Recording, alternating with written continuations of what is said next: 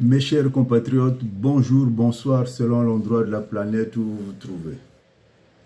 Je suis Armand Manziono, Diangenda Butelezi, Buchindi Bwabucheleka Bwavindu Munabangungu Wakala Mkwenda Nkukirika.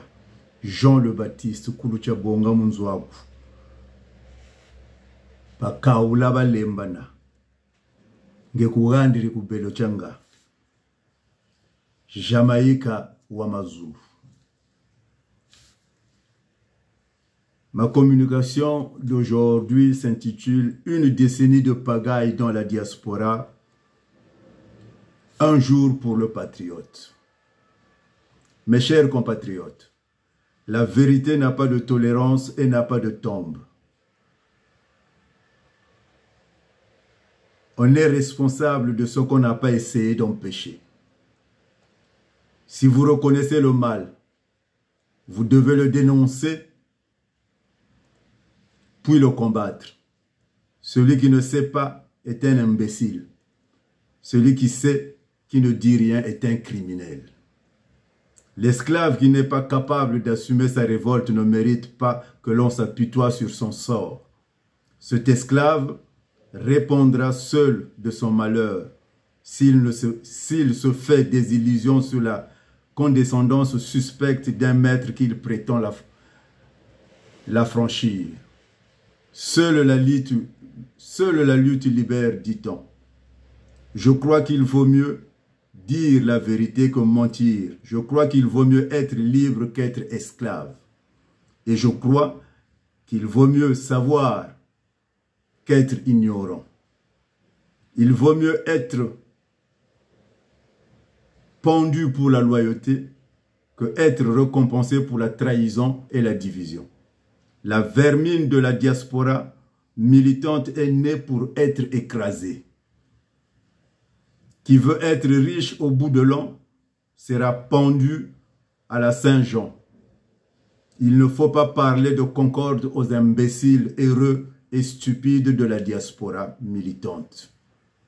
S'opposer à un régime n'est pas un fantasme ni un business.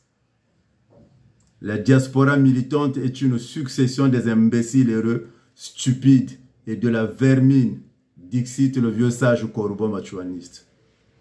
Aucune raison ne peut être valable aux yeux des vrais patriotes quand les dossiers top secrets du pays sont à la merci d'une étrangère ou d'un étranger, à moins que nous soyons encore en captivité.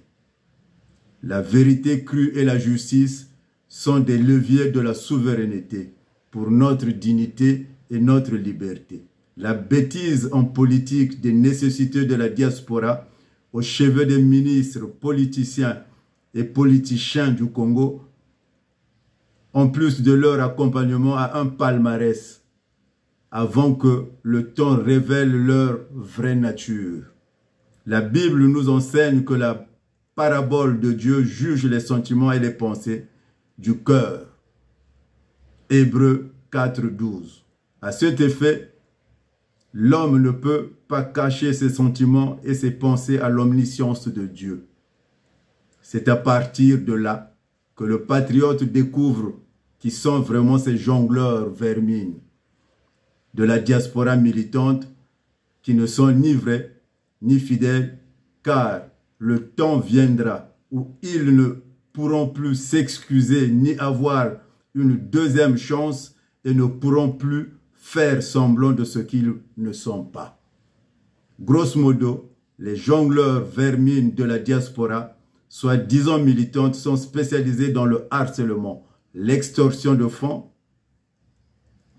sous menace de chantage aux dignitaires du pouvoir. À titre de rappel, souvenez-vous, pour certains, le cas du ministre Thierry Mungala, vilipendé sur les réseaux sociaux pour avoir rompu le contrat le liant avec ces jongleurs vermines dans l'agitation, l'organisation de la pagaille dans la diaspora militante pour étouffer les initiatives salvatrices des vrais patriotes. Ces jongleurs vermines ont créé une opposition de pieds nickelés sur le net qui permet aux fossoyeurs et sanctionne la République d'être imperturbables. la paix dans l'âme, en dépit de leur forfait contre le peuple, tant que cette dernière sera en pole position de la machination politique, le Congo ne sera pas sorti de l'auberge.